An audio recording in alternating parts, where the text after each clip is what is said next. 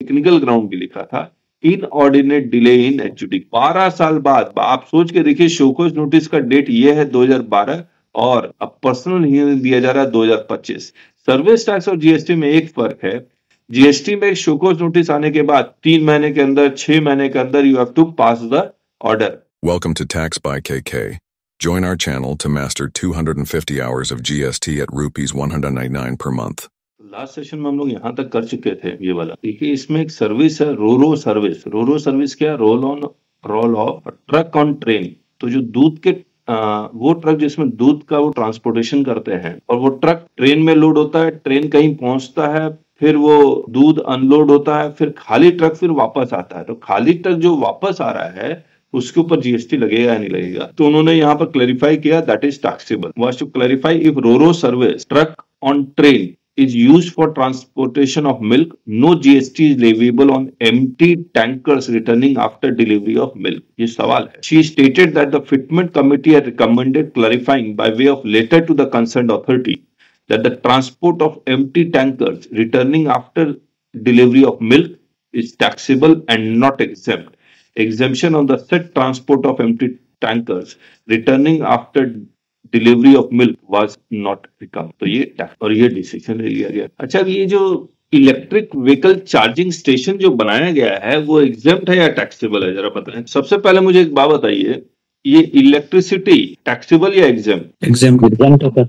ये एग्जेम्प्ट है, और ये एग्जेम्प्ट तभी है जब ये transmission and distribution of electricity is by the state authority या फिर स्टेट अप्रूव्ड अथॉरिटी। कोई जैसे ये दिल्ली में टाटा डिस्ट्रीब्यूट कर रही है, मुंबई में शायद रिलायंस डिस्ट्रीब्यूट कर रही है, इनके distribution of electricity is also exempt. इनको सोसाइटी है, उस सोसाइटी में जनरेटर है और उस जनरेटर से इलेक्ट्रिसिटी डिस्ट्रीब्यूट हो रहा है, तो ये जो पैसा इसके लिए लिया जा रहा है जनरेटर के लिए, ये टैक्सेबल है या एग्जेम्प्ट है? Hello, this is basically A private distribution. बताइए एग्जेम्प्ट है या टैक्सेबल है? Private distribution of electricity taxable होगा वो। ये टैक्सेबल है, एग्जेम्पशन सिर्फ इसके लिए है, टैक्सेबल है। सर केवल गवर्नमेंट बॉडी है या उनके ऑथराइज्ड बॉडी के लिए शायद ये एग्जेम्प्टेड है, बाकी सभी के लिए टैक्सेबल होगा। टैक्सेबल है, करेक्ट। अब हम लोग आगे आते हैं। अब मान लीजिए एक इलेक्ट्रिसिटी स्टेशन बनाया गया है और ये जो चार्जिंग है ये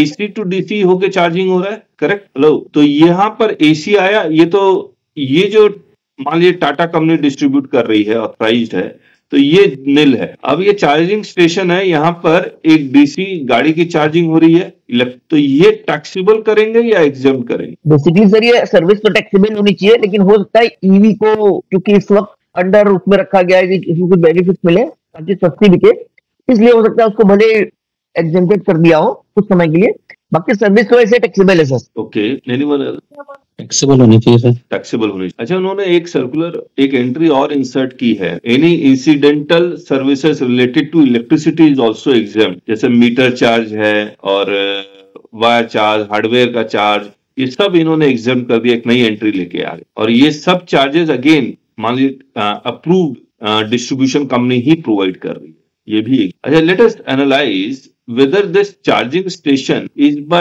approved authority or private entity. It is by private entity.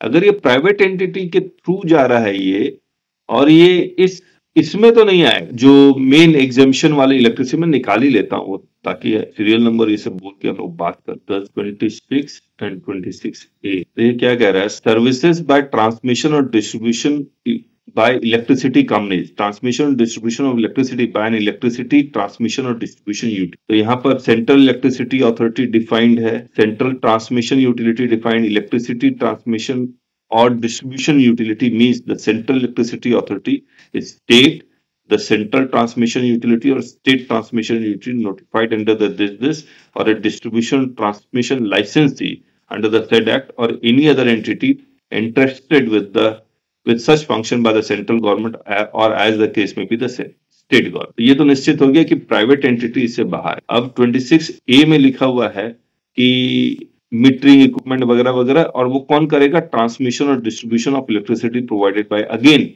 वही सेम यही लो। अब अगर ये चार्जिंग स्टेशन है, they do not satisfy the condition of this transmission or distribution utility, therefore they are tax. अब जीएसटी काउंसिल ने क्या decision लिया? जीएसटी काउंसिल ने इस डिसीजन को डिफर कर दिया, एक बार पढ़ ले। Presented the agenda item pertaining to either exempt electric vehicle charging service at public charging station और to clarify that the activity of charging electric vehicles in a charging station especially involves supply of electricity and therefore should be chargeable. Want to master GST litigation? Join our YouTube channel today. Simply click the subscribe button and then hit join. Once you click join, you'll find 5 levels to choose from.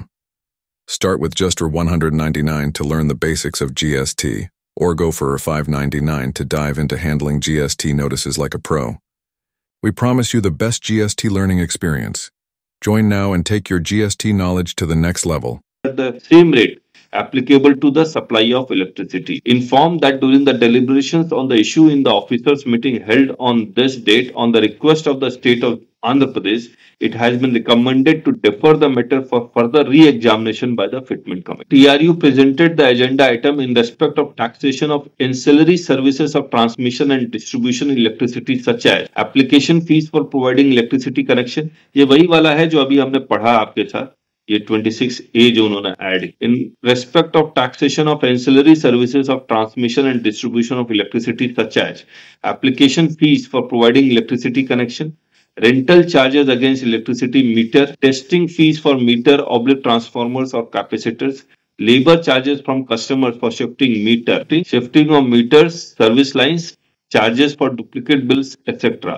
She stated that the fitment committee had recommended to partially modify this, clarifying that supply of above mentioned services which are incidental, ancillary or integral to the supply of transmission and distribution of electricity by transmission and distribution utilities to their consumers when provided as a composite supply are. It was also informed and also suggested that special leave petition pending in Honorable Supreme Court on this issue may be withdrawn once the clarification is. तो मैं आपको बताता हूँ Gujarat high court का एक judgement भी आया जहां पर उन्होंने ये सब कुछ एग्जाम कर दिया था, मतलब शायद उसी के अगेंस्ट ये स्पेशल लीव पिटिशन कोर्ट में गए, ये Torrent power limited versus union of India. तो ये गुजरात हाई कोर्ट का जजमेंट था कि उन्होंने कहा था कि releasing connection of electricity, rental charges against metering equipment, testing fees वगैरह वगैरह सब कुछ इस जजमेंट में गुजरात हाई कोर्ट ने एग्जाम किया और फिर इसी के अगेंस्ट ये सुप्रीम कोर्ट गए हूँ। और अब कहानी ये है, they have came out with the serial number, notification of exemption और सर्कुलर। एनीवन किसी को कुछ और ऐड करना तो प्लीज कर दीजिए। ये 26A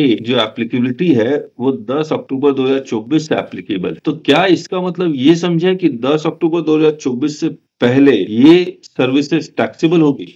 यस सर, इसका इंसर्शन रेट्रोस्पेक्टिव है या प्रोस्पेक्टिव है? तो हमने एक सर्कुलर पढ़ा भी, as is where is basis. तो ये सर्कुलर निकाल के ये कह रहे हैं कि 1 जुलाई 2017 से 9 अक्टूबर 2024 जो हुआ सो हुआ, यानी कि जिन्होंने दे दिया उनको रिफंड नहीं करेंगे और जिन्होंने नहीं दिया उनसे हम रिकवरी। ये वही पैराग्राफ होगा। Again affiliation fee collected by universities from affiliated college in respect of the fitment committee है recommended to clarify by way of sir. तो उन्होंने ये जो एफिलिएशन फी भी टैक्सेबल है या एग्जेम्प्ट है, इन्होंने क्या कहा कि इसको भी उन्होंने डिफर कर दिया। The council approve the recommendation of the fitment committee regularise the collection of, defer नहीं किया है। ये सब हम लोग बहुत डिटेल में करेंगे जब हम लोग ये वाली किताब रेट ऑफ टैक्स की हम लोग आपके साथ पढ़े। Affiliation granted by CBSE to school, services of affiliation provided by central और स्टेट एजुकेशन बोर्ड और काउंसिल और एनी अदर,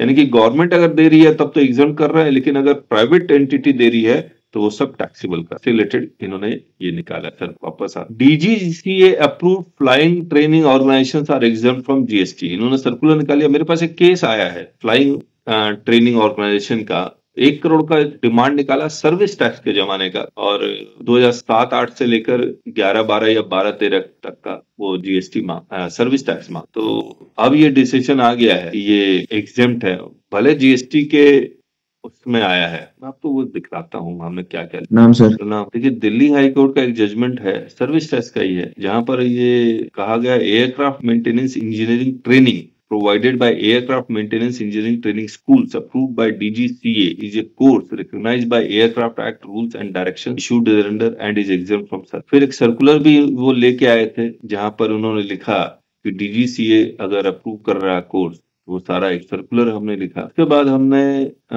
सर्विस टैक्स के जमाने का जो एग्जेम्पशन का लैंग्वेज था वो लिखा, जीएसटी वाला लैंग्वेज हमने यहाँ। फिर आप अगर दोनों लैंग्वेज को देखेंगे तो एनी कोचिंग और training leading to grant of certificate, यहाँ लिख रहा है कि education should be a part of curriculum for obtaining a qualification recognised by any law. तो दोनों को अगर आप कंपेयर करेंगे तो जीएसटी इज नैरोली डिफाइंड, और यहां पर कह रहा है कि अगर मैं ट्रेनिंग ऐसी दे रहा हूं जिससे आप कोई और एग्जाम देंगे उससे आपको कोई सर्टिफिकेट या डिप्लोमा मिल जाएगा which is recognised by any law, तो भी एग्जाम्शन है। तो ये तो बहुत वाइड डेफिनेशन था, तो वही हमने यहां पर लिखा। GST law narrowly specifies education as a part of a curriculum for obtaining qualification recognised by law. Despite of a narrow scope, a circular has been issued clarifying that flying training courses are exempt from। ये था law का ground, लेकिन हमने एक technical ground भी लिखा था, inordinate delay in HUD. 12 साल बाद, आप सोच के देखिए, शोकॉज नोटिस का डेट ये है 2012 और अब पर्सनल हियरिंग दिया जा रहा है 2025। सर्विस टैक्स और जीएसटी में एक फर्क है, जीएसटी में शोकॉज नोटिस आने के बाद 3 महीने के अंदर, 6 महीने के अंदर you have to pass the order. In service tax में शोकॉज नोटिस आने के बाद time limit of passing the order था ही नहीं। तो फिर 12 साल बाद, 15 साल बाद अगर आप केस टेकअप करेंगे ना, why they will do this, because the similar issue the case is pending at supreme court, तो ये कॉल बुक में डाल देते, तो इसीलिए ये यहाँ पर इसीलिए डिले हो जाता है। But even if putting in call book, the taxpayer should be informed that your case has been put in call book. It will be taken after because of so reasons. फिर बाद में take up किया जाएगा, so that the taxpayer उस documents को संभाल के तो रखे, प्लस अगर ये कंपनी यार बिक गई तो डॉक्यूमेंट्स आएगा कहां से। तो ये सब कहानियां हैं, तो ये ग्राउंड भी हमने लिया था कि आप इसको ड्रॉप, और ये बॉम्बे हाई कोर्ट का। चलिए, कोई कुछ कह रहा है तो हम लोग छोड़ देते हैं, ये तो हो ही गया क्लियर। अच्छा, ये जो लोकेशन चार्ज के लिए they charge the premium, real estate company they charge the premium, तो whether this location charge is a part of composite supply or a separate supply, so they have clarified that it will be a part of composite supply। तो जो rate है 1% या 5% वही लगेगा, 18% नहीं लगेगा। Allowing choice of location of apartment is integral part of supply of construction services, and therefore location charge is nothing but part of consideration charged for supply of construction services before issuance of completion certificate. Being charged along with supply of construction services for the apartment, the same attract GST at same rate as of construction services before issuance of noting that if PLC is not considered part of a composite supply with construction services, it could raise confusion about GST chargeability itself. That since PLC charges are naturally bundled with the construction services, therefore are eligible for same tax treatment as the main supply, that is construction service। अब ये एक बहुत बड़ा issue है, वो देख लेते हैं। रियल एस्टेट में मुझे एक बात बताइए, लैंड के ऊपर बिल्डिंग, करेक्ट, और ये बिका मान लीजिए 90 लाख, ये बिल्डिंग 90 लाख, तो जीएसटी किस वैल्यू पे लगेगा? जीएसटी किस वैल्यू पे लगेगा? 2/3 पे लगेगा। तो ये जो लेस कर रहे हैं, ये 1/3 of value of land less कर रहे हैं। yes. 30 लाख, तो 60 लाख पे जीएसटी लगेगा, करेक्ट है? ये टैक्सेबल ये डिमी नहीं है। और दूसरा भी ऑप्शन है कि रियल वैल्यू ऑफ लैंड भी आप डिडक्ट कर सकते हैं, मतलब कोई करना कुछ ऐसा कुछ था। हाँ, वो तो अभी प्रपोजल चल रहा है, लेकिन मैं आपको प्रपोजल चल रहा है वही हम लोग मिनट्स में डिस्कस भी करेंगे आपके साथ। लेकिन ये जो 1/3 ऑफ वैल्यू ऑफ लैंड का क्यों? बिकॉज ये जो लैंड का कॉस्ट है, मान लीजिए इसमें 100 फ्लैट्स बने, तो इसमें ये लैंड का कॉस्ट तो इनबिल्ट हो गया ना। ये 90 lakh including the value of land है। लैंड का वैल्यू एक्सक्लूड क्यों करते हैं? Because land is in schedule 3, no supply, इसके ऊपर तो जीएसटी लग नहीं सकता है। होना कैसे टैक्सेबल चाहिए, ये एक बार समझ लेते हैं। मान लीजिए मेरे पास कोई रॉ मटेरियल, इसको मैं, या ऐसे समझते हैं, बहुत सिंपल सा एग्जांपल लेते हैं, मैं कपड़े टेलर के पास सिलवाने के लिए गया, मेरे से टेलर किस चीज के पैसे मांगेगा? लेबर प्लस मटेरियल के, या सिर्फ लेबर के? ओनली लेबर पे मटेरियल का थोड़ी मांगेगा। तो मान लीजिए मैंने अपना लैंड आपको दिया है, कॉन्ट्रैक्टर को दिया कि कंस्ट्रक्शन कीजिए, तो जीएसटी किस वैल्यू पे लगना चाहिए? कंस्ट्रक्शन वैल्यू, सिर्फ कंस्ट्रक्शन कॉस्ट पे लगना चाहिए, सिर्फ कंस्ट्रक्शन कॉस्ट पे लगना चाहिए। अब मान लीजिए ये वाला लैंड है, बिल्डर का ही लैंड, और बिल्डर ही बिल्डिंग बना के आप नहीं दे रहे हैं, फिर किस वैल्यू पे लगना चाहिए? मान लीजिए एक बिल्डर है, वो लैंड खरीदता है और उस पर बिल्डिंग बना दे, लेकिन जब वो बिल्डिंग बेच रहा है तो लैंड की वैल्यू भी इम्प्लाइड इसमें एडेड है या नहीं है? Yes sir. यस। अब अगर ये लैंड की वैल्यू इम्प्लाइडली इसमें एडेड है तो कौन सी वैल्यू माइनस होनी चाहिए? कौन सी वैल्यू माइनस? ये तो बहुत आसान सा एग्जांपल था, मैंने लैंड दिया, उस पे कंस्ट्रक्शन कॉस्ट पे जीएसटी लगना चाहिए। लेकिन अगर ये बड़े लैंड पे 2-3 टावर बने कई, और हर टावर में 100 फ्लैट है, 10th फ्लोर तक जा रहा है, कोई यह कहीं पर बंगलो बन रहा है, कहीं पर कुछ और बन रहा है, कोई गार्डन फेसिंग है, कोई स्विमिंग पूल फेसिंग है, किसी ने 2 करोड़ दिए हैं, किसी ने 1 ही करोड़ दिया है, किसी ने सिर्फ 50 लाख में घर मिल गया, किसी का छोटा है, किसी का बड़ा है। Whether you think this 1/3 deeming 1/3 सबके लिए, इज इट करेक्ट? तो they are thinking something else. Let us see. और फिर सिटी टू सिटी भी वैल्यू ऑफ लैंड डिफर करता है, तो बहुत सारे फैक्टर्स हैं। तो presented the agenda item about ascertaining the value of land for arriving the value of construction services. अब देखिए क्या निकालना चाह रहे हैं, कंस्ट्रक्शन कॉस्ट निकालना चाह रहे हैं। In case of sale of commercial oblique residential apartment, he stated that the fitment committee had recommended to draft valuation rules to ascertain the value of land for deciding the value of construction services in sale of commercial oblique residential apartment. Want to master GST litigation? Join our YouTube channel today. Simply click the subscribe button and then hit join. Once you click join, you'll find 5 levels to choose from.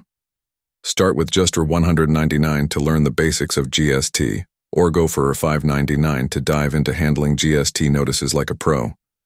We promise you the best GST learning experience. Join now and take your GST knowledge to the next level. To be based on the notified circle rates wherever available, or where the circle rates are not available, then the value of land may be deemed. बताइए circle rate के basis पे value circle rate के basis पे deduction allow करना कहां तक सही? ये जो हमने एग्जांपल्स लिए आपके साथ, सर्कल रेट के बेसिस पे वैल्यू ऑफ लैंड का डिडक्शन देना कहां तक सही? क्या ये आसान है? एक लैंड के ऊपर 100 अपार्टमेंट किसी ने कम में खरीदा, किसी ने ज्यादा में खरीदा, swimming pool facing, garden facing, उसमें भी तो प्रीमियम है। The secretary explained that GST is charged on construction services, but when a flat is sold, the charges for construction services are typically not shown separately. Rather, the price include both land and construction cost. Currently, a deeming provision treats 1/3 of the cost of such flat oblique apartment as the land value. However, this does not account for variations in land value, particularly in posh or expensive areas, where land value can exceed 1/3 of the total value, sometimes reaching 2/3 or even up to 75%.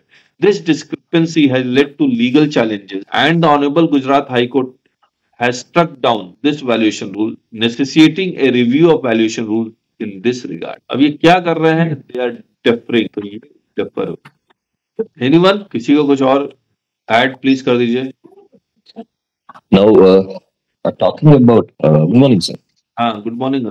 Now, somewhere or the other, we need a standardization, because while the Manjal Manish Bhai, but that Gujarat High Court judgment that says that, all right, you can deduct the actual value of land, but now always the difficulty is going to be convincing the officer what is actual value of the land. Yes. Because it is always going to be litigative. That is why, at least to say that, hey, it is more than 1/3.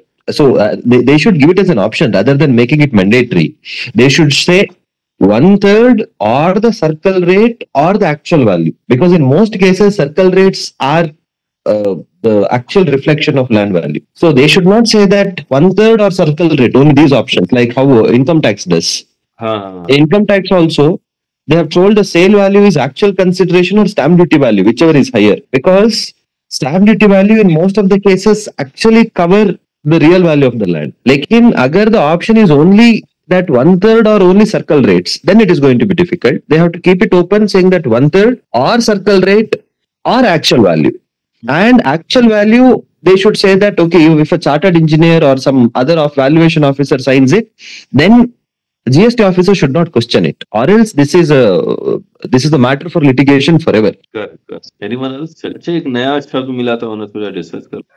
Applicability of GST on sale of participating interest in case of farm in farm out contract. अब ये है क्या? कोई oil and exploration sector में ये use होता है कि मैंने आपको लीज आउट कर दिया एक स्पेस जहां पर आपको डिगिंग करके ऑयल निकालना है. तो farm in farm out contract is agreement where the lease holder, जिसको हम लोग फार्मोर बोल रहे हैं, farmor transfer stakes in their lease to another party that is farmee in exchange for the farmee funding and conducting exploration. तो मैंने land खरीदा, लेकिन मेरे पास डिगिंग के पैसे नहीं है, तो मैंने किसी को ट्रांसफर कर दिया और वो पैसे लगा रहा है। अब ये जो मैं ट्रांसफर ऑफ राइट कर रहा हूं on land for digging, whether it is whether उसके ऊपर जीएसटी लगेगा या नहीं। तो transfer of right in land अगर है, तो अभी देखिए गुजरात हाई कोर्ट का भी जजमेंट आ गया कि it is actually a sale of land. अब उसके ऊपर वो सुप्रीम कोर्ट जा रही है department. They informed the council that the issue was deliberated in the officers meeting held on this, and it has been recommended to re-examine the matter in the light of fresh representation received from Ministry of Petroleum and Natural Gas. Assam, given that the fitment committee had already clarified the taxability of farm in and farm out transactions, it suggested maintaining the position that these transactions should be subject to 18%. अच्छा, एक serial number 34 में दिखला aggregator, payment aggregator, acquiring bank. अब आपको याद होगा कि credit card में अगर अप टू 2000 का ट्रांजेक्शन है तो उस पे जो फीस लगती है उस पे जीएसटी नहीं लगता, exam. For the purposes of this entry, acquiring bank means any banking company, financial institution, including NBFC or any other person who makes payment to any person who accepts such card. तो जो transaction fees है 2% 3% जितना भी लग रहा है, और वो ट्रांजेक्शन अप टू 2000 है, तो उस transaction services by an acquiring bank to any, now who is acquiring bank, any other person. अब एक जो एग्रीगेटर है, जैसे रेजर पे है, गूगल पे है, अमेजन पे है, वो भी अगर कुछ चार्ज कर रहे हैं तो उसके ऊपर क्या जीएसटी लगेगा नहीं लगेगा। तो they have clarified and they have come out with the circular also कि एक्वायरिंग बैंक का डेफिनेशन क्या है। Is available to payment aggregators for transaction transacted through credit card, debit card, charge card और any other payment cards over digital network up to ₹2000.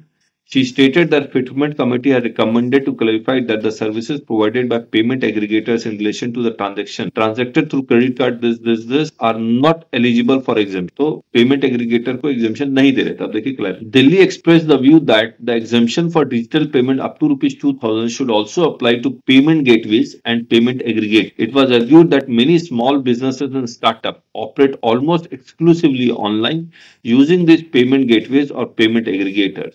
Imposing GST on payment gateways or payment aggregators would ultimately impact these businesses, which could be detrimental for these small businesses and start. The Honorable Fitment Committee was tasked with providing clarification about the eligibility of the existing exemption to such payment aggregators, not to consider a new exemption. It was also noted that some payment aggregators like Paytm, Google Pay, Amazon Pay have already paid GST, making it difficult to justify exempting those who have not. Delhi stated that while large enterprises like Amazon have their own payment gateways, smaller businesses rely on these third-party payment gateways or aggregators for online transactions. Taxing transactions under 2000 on these aggregators would contradict the broader goal of promoting digital and cashless transactions. Delhi suggested that the matter should be reconsidered by the Fitment Committee. Karnataka acknowledged the concern but stated that the current regime should continue as it provides visibility into online transactions of goods and services.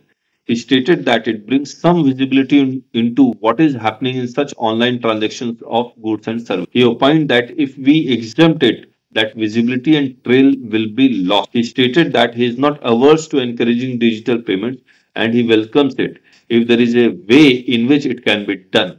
He stressed the importance of maintaining this visibility and suggested that any examination of the exemption should consider both revenue implications and the value of visibility in these transactions. Delhi then stated that the key issue is the disparity in treatment between card transactions which are exempt and those made through payment aggregators which are not. This disparity affects small business and startups the most. Delhi suggested that either no transactions under 2000 should be exempt or the exemption should also apply to these payment aggregators as well to maintain parity. Uttar Pradesh supported the Karnataka view. Meghalaya concurred with Karnataka view और इन्होंने कहा we'll re-examine. लेकिन फिर ये आ चुका है ये circular, ये वाला, तो मुझे लग रहा है कि ये 26 जुलाई 2024 को आया, मीटिंग अब 9 सितंबर 2024 को। सर्कुलर कैसे आया? अच्छा, ये रुपए कार्ड बाद, अच्छा इसका सर्कुलर आया है, तो आएगा। चल क्यों लग रहा है इधर आया? चैप्टर नंबर ये देखिए आया, ये रहा 28 जनवरी 2025 settlement payment aggregator they have exempted. और उन्होंने कैसे एग्जेम्प्ट किया? वही acquiring bank payment aggregator is also acquiring bank.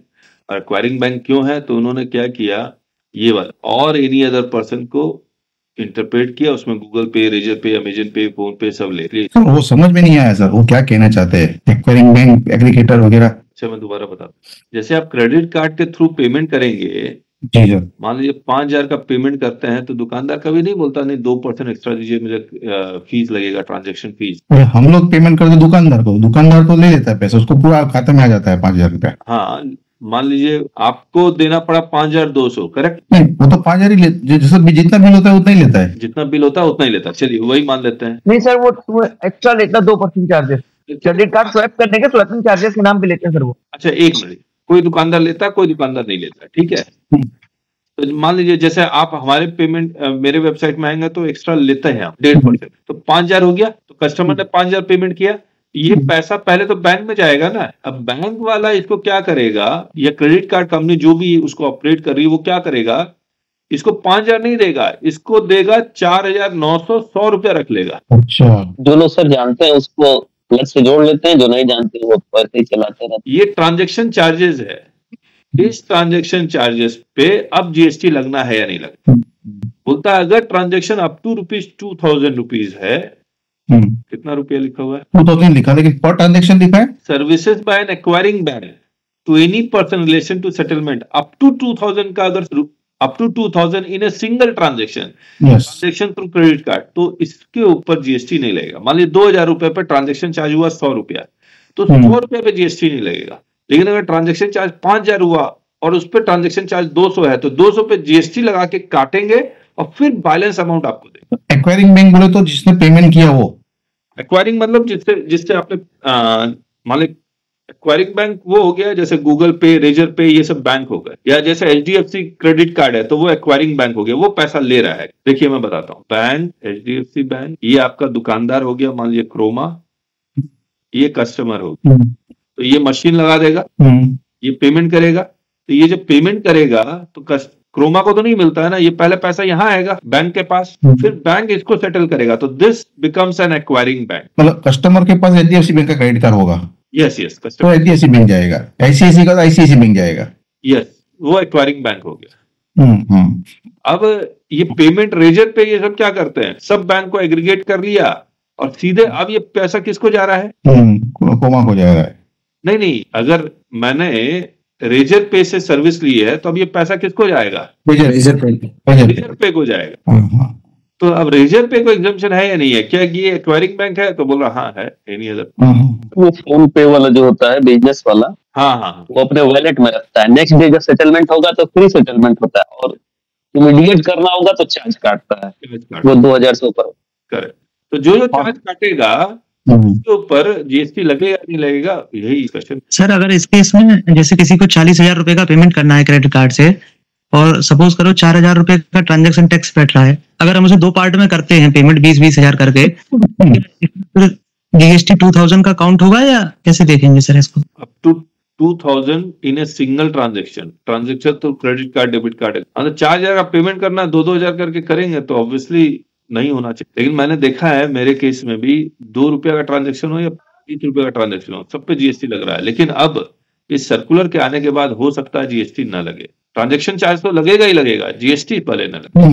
देखते हैं प्रैक्टिकली। सर बहुत बार बैंक वाले जो है ना ये चीज को आगे आने नहीं देते हैं, वो लोग चार्ज काट ही लेते हैं। एक बार मेरे केस में क्या हुआ ना कि हैंडलिंग चार्ज तो कटेगा ही कटेगा, उस चार्ज पे जीएसटी लगेगा नहीं लगेगा ये डिस्कशन है। हाँ वही जीएसटी वाला, तो एक बार हैंडलिंग चार्ज के ऊपर में वो जीएसटी लेने लग गए थे।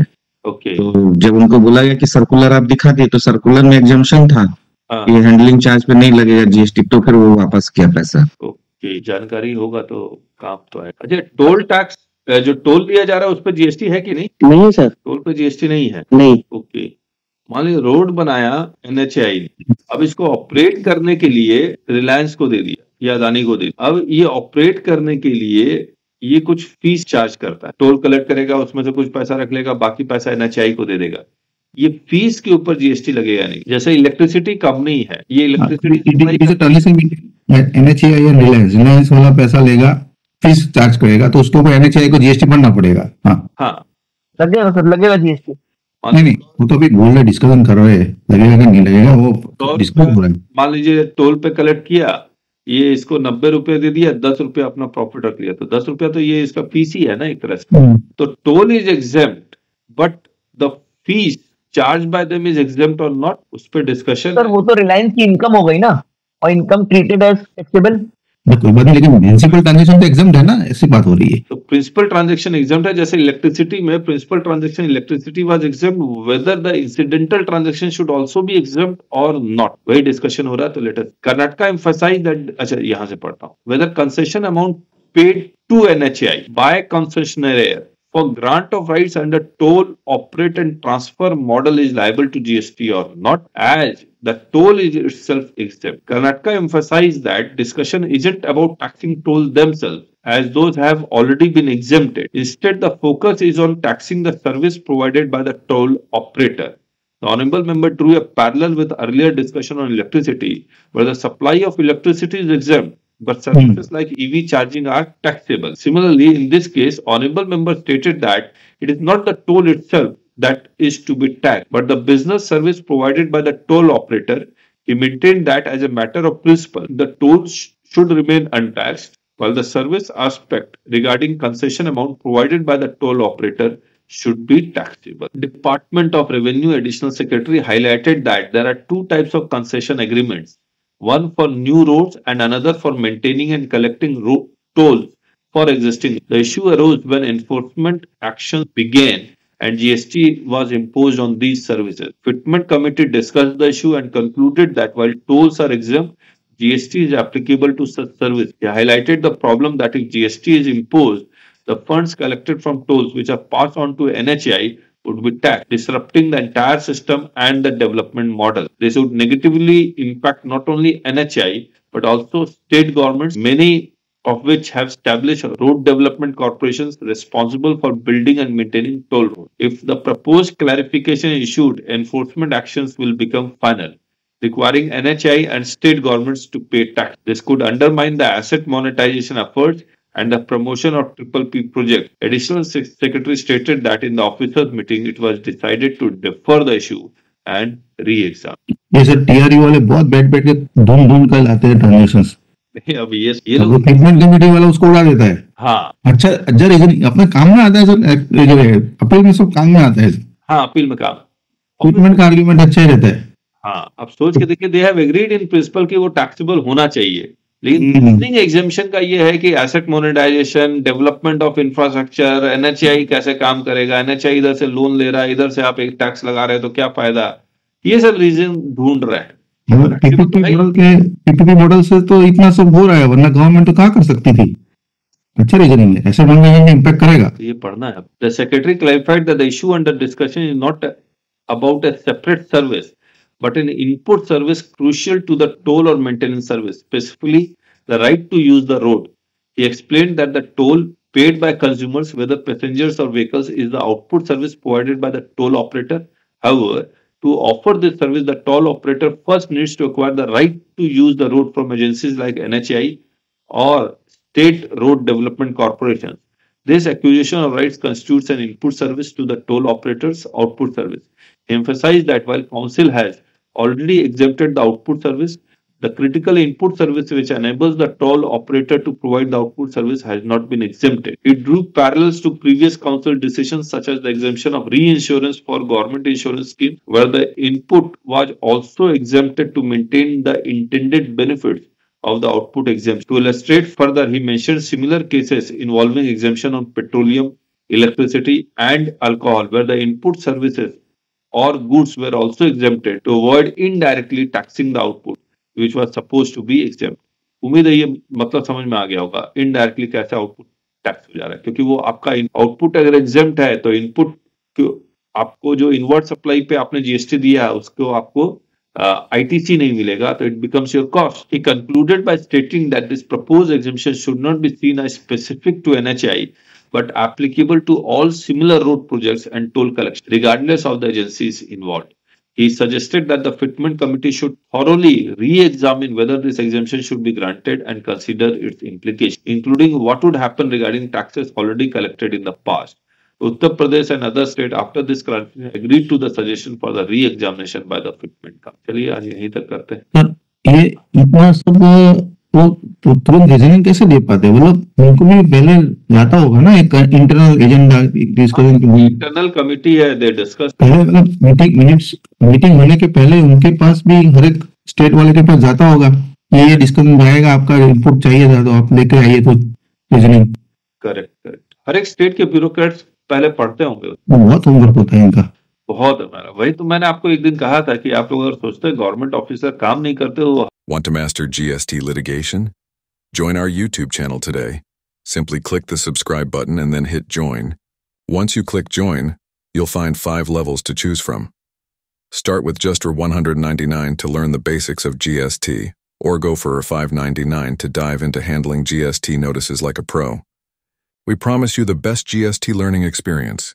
Join now and take your GST knowledge to the next level. हम लोग से कई गुना ज्यादा मेहनत करते हैं, बहुत प्रेशर में है गवर्नमेंट ऑफ, इसीलिए तो 12 लाख कर दिया, इसलिए 12 लाख इनकम बढ़ गई है। Anyone who wants to add something or ask question? Sir कल जो मैंने एक क्वेश्चन पूछा था कि जो हमारा 17, 18, 18, 19, 20 का कोई भी इनपुट अगर मैंने 20 से 30 नवंबर तक ले लिया है, उसको सर मैंने अपने कुछ डिस्कस भी किया था, तो वो ये कह रहे हैं कि वो केवल आपका अगर कोई आगे किसी ने अगर सप्लायर ने रिटर्न फाइल किया है वो पूरी आईटीसी पे आपको उसका बेनिफिट नहीं देंगे, क्योंकि जो नोटिस आई हमारी सेक्शन 73, 74 में, उस नोटिस में तो वो पूरा इनपुट का डिफरेंसेस निकाल के रखते हैं, बल्कि वो इनपुट भी जो 2A में नजर आ रहा है उससे भी कम ही लिखते हैं। मैं समझा नहीं आप। एक्चुअली में सर जो 73 में जो नोटिस आते हैं इनपुट वाले, उसमें वो जो 2A की वैल्यू आती है वो कम करके लिखते हैं, और 3B में जो क्लेम की वैल्यू है, कौन कम करके लिखता है? प्रोसेसिंग ऑफिसर CRC 01 में। डिपार्टमेंट वाले क्या करते हैं सर, उनका कहना क्या है कि आप ऐसा कीजिए ना, अपना जो GST 9 आप देखिए, उसमें 8A टेबल 8A देख लीजिए कितना है वहां पे राहुल जी। तो सर वो वैल्यू कम करके देते हैं और उसके बाद वो नोटिस लगाए हुए हैं। लेकिन आप उनको उनके पोर्टल पे GST 9 खुलवाइए, उसमें कितना वैल्यू दिखेगा, वो सही बोलेगा। वो तो सर फिर आपको हियरिंग के लिए जाना पड़ेगा, फिर उनको समझना पड़ेगा, फिर वो चीजें मैनिपुलेट। GST 9 आप अपलोड कर दीजिए ईमेल से। सर वो आप अपलोड कर दीजिए, वो बात आपकी सही है सर, लेकिन चूंकि अभी जैसे हमारे DRC 07 हुए पड़े उन केसेस में, तो जब मैं अधिकारी के पास अपने जाता हूँ और बोलता हूँ उनको, बल्कि सब कुछ बताता हूँ, तो वो कह रहे हैं कि केवल कि जिस आपके सप्लायर ने आगे रिटर्न फाइल किया होगा, मैं केवल उतना इनपुट का आपको बेनिफिट दे दूंगा, और फिर वो DRC 07 होगा। वो पूरा आईटीसी का बेनिफिट नहीं दे रहा है कि वो जो नहीं नजर आ रही है, जो उन्होंने एडवर्स ऑर्डर गलत तरीके से इनपुट लेके फाइल कर दिए, DRC 07 दे दिए। तो वो तो सही ही कह रहा है ना कि जो 2A में आएगा उसी का आपको बेनिफिट मिलेगा। नहीं सर, वो लेकिन 2A में है नहीं तो उसको कैसे लेंगे? नहीं, उस वक्त तो सर उसने जो DRC 07 जारी किया एडवर्स ऑर्डर, उसमें तो उसने सही इनपुट की भी वैल्यू नहीं ली है ना। तो अब अगर मैं उसको ओपन कराता हूँ इस पॉइंट पे कि हमारे, क्योंकि अभी नया हुआ आ गया है 16 पार्ट, उस बेस पे अगर इनपुट ओपन कराता हूँ तो क्या वो सही वैल्यू उनको कंसीडर करेंगे? बिल्कुल करना पड़ेगा ना, लेकिन वो नहीं कर रहे हैं।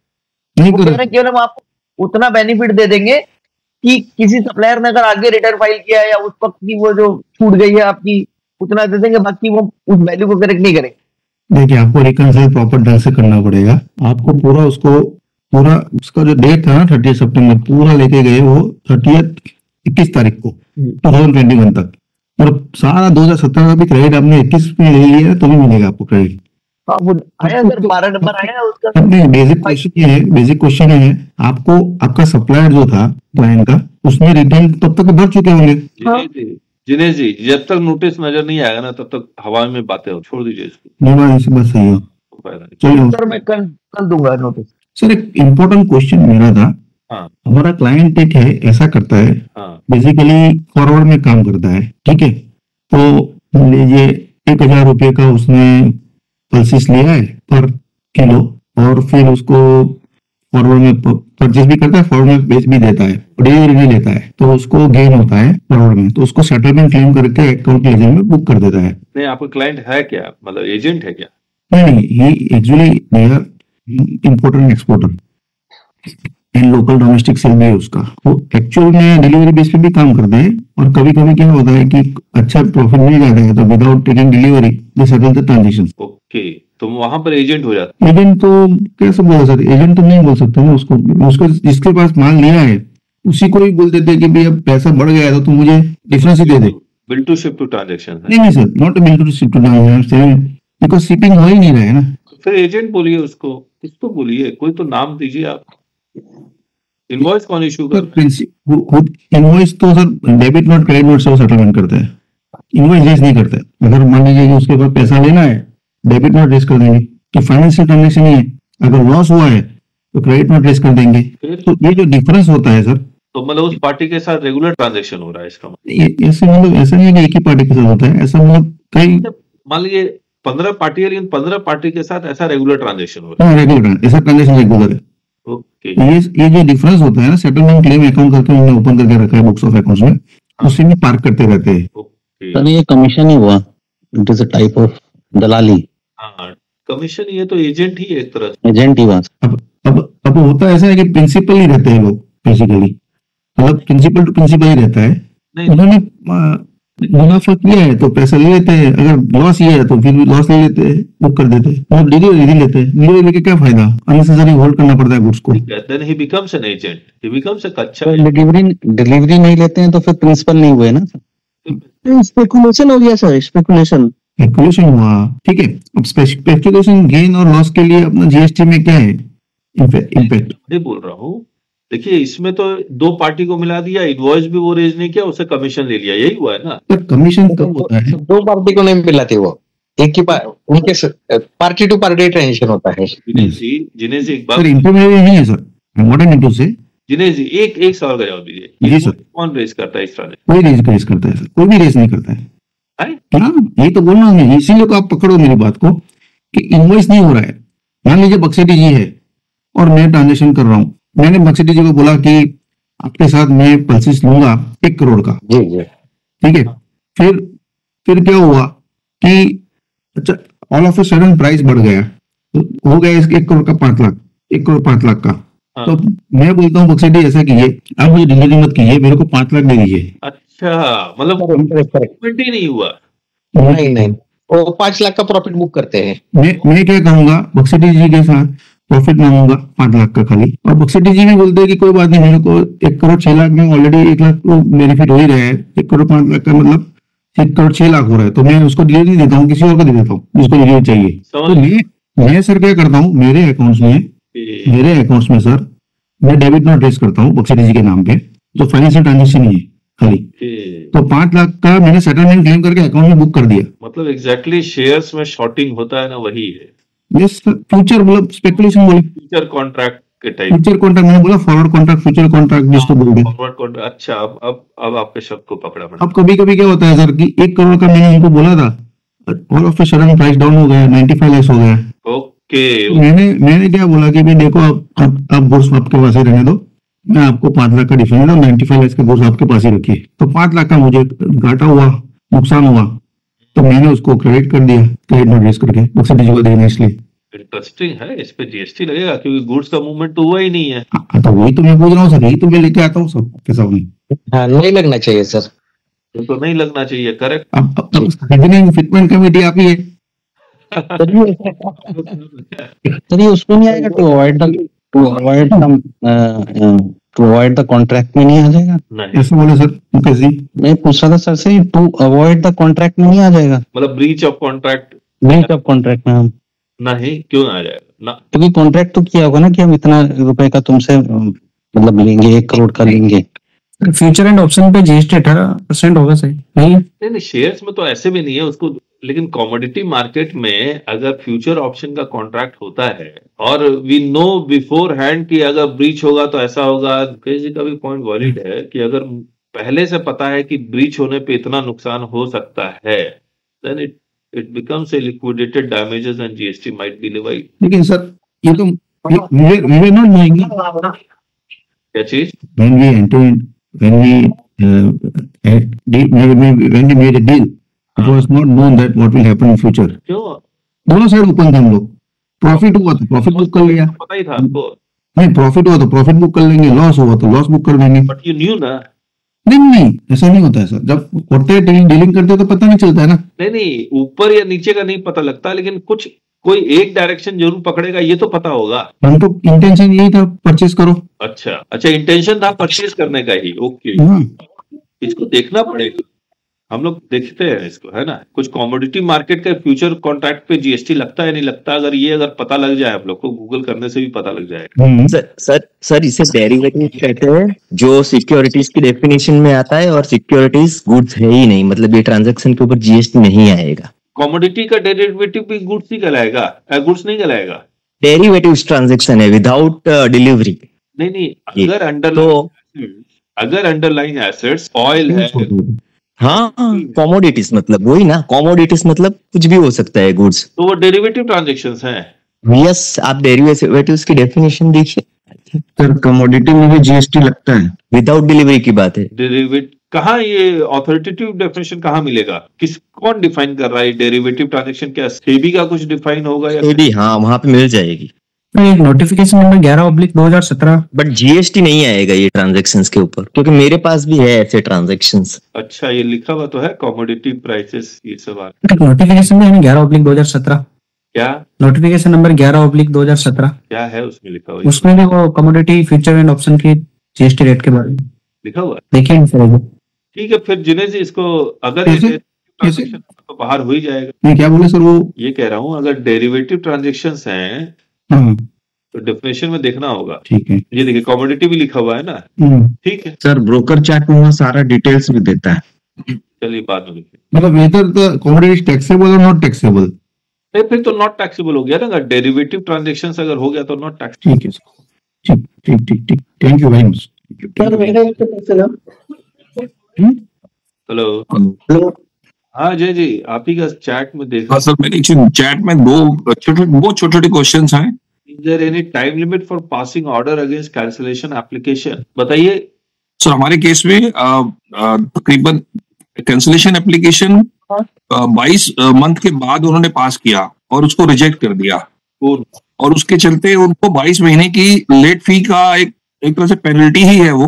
मेन इशू इसमें तब आया जब उनकी एक स्टेट में टर्नओवर 25 करोड़ से ज्यादा थी। अच्छा, जिसके चलते उनको हर मंथ में 10,000 रुपीज लेट फी लग रही है। कैंसिलेशन क्यों किया? सरेंडर किया था, बिजनेस क्लोज किया था, प्रीमाइसेस क्लोज कर दिया था। और क्या ग्राउंड है कैंसिलेशन रिवोक करने का? आई डोंट नो, कोई रीजन नहीं दिया उन्होंने, कोई रीजन नहीं लिखा हुआ है। No no no, they are not satisfied only. मैं इसका शेयर है, मैं वो भी एक बार शेयर कर दूंगा, मैंने अपील फाइल करी है।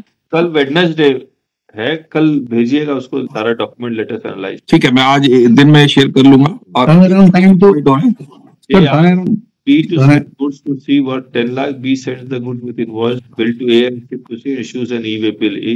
ना है, ये तो हमने डील कर भी। कौन कह रहा है कि दो ई-वे बिल जनरेट होगा बिल टू शिप टू में? सर, ये चीज हमारे यहाँ एक दिल्ली में ना एक लोहा मंडी है, वहां पर कम से कम 2000 डीलर्स हैं। हाँ। सभी के सभी ये प्रैक्टिस करते हैं कि अपना ई-वे बिल बाद में जरूर काटते हैं। तो मैं लीगल पोजीशन क्या जानना चाह रहा था। लीगल पोजीशन ये है, the person who causes the movement of goods will generate the e-way bill. जैसे इस केस में मैंने ए ने बी को ऑर्डर किया कि आप सी को भेज दो। समझ गया, ये केस मैंने हैंडल किया हुआ है जी। तो the person who causes the movement of goods will generate the e-way bill. लेकिन शिप टू केस में, बिल टू और शिप टू के केस में एक बार गुड्स की मूवमेंट हो गई, वहां पहुंच भी गई। अब जब ए ने इंस्ट्रक्शन बी को दिया था, तो ए जब बी को अपना बिल भेजेगा तो तब उसको ये बिल की जरूरत पड़ेगी या नहीं पड़ेगी? फिर से नहीं पड़ेगी ना सर, माल तो पहुंच ही गया। ये बिल तो माल के पहुंचने के लिए होता है। तो एक प्रेस रिलीज भी आया है इसके लिए। देखिए हमारे पास आया था, toll owned by party A, party B ने इसको कहा कि इसको भेज। बिल्कुल। तो ये एक इनवॉइस रेज करेगा इसको जी, सिर्फ इसको कर देगा जी, बस इसको raise. Bill generated by only party A जी। ये देखिए, ये लाइन लिखी, to provide clarity to the learned officer address the unfounded allegation regarding this we are producing the this which expressly state that the person causing the movement of goods is responsible for generating the. यहाँ पर ये अफसर बोल रहा था दो e-way bill generate करना। अच्छा, जी जी। तो हमने उसको फिर ये रिप्लाई दिया। अब एक बार हो सके तो उसको मैसेज शेयर करा दें प्लीज, कल बात। अच्छा ठीक है जी, ठीक। इसको आप IPR है ये सब। हाँ जी, ये जो मैं चिट्ठी दिखलाता हूँ reply, this are all IPR। IPR का मतलब sir intellectual property rights, intellectual property right. नहीं, इस हिसाब से इनको इशू नहीं करना चाहिए ना सेकंड पार्टी को। उसी ई वे बिल को मेंशन कर देना चाहिए अपने इनवॉइस में। हाँ चलिए, जो ऑलरेडी वो मूवमेंट के लिए यूज किया गया ई वे बिल, है ना जी। ठीक है फिर सर एक लास्ट क्वेश्चन रहेगा, जो कंपोजिशन टैक्स पेयर को रेंट आरसीएम से बाहर किया है, जैसे एक मेरा रेस्टोरेंट है पार्टी, उसका टर्नओवर 4 करोड़ है और 5% विदाउट आईटीसी में टैक्स पे करते हैं, तो क्या उसके रेंट पे मुझे जीएसटी जमा करना पड़ेगा या नहीं? Want to master GST litigation? Join our YouTube channel today. Simply click the subscribe button and then hit join. Once you click join, you'll find 5 levels to choose from. Start with just $199 to learn the basics of GST, or go for $599 to dive into handling GST notices like a pro. We promise you the best GST learning experience. Join now and take your GST knowledge to the next level.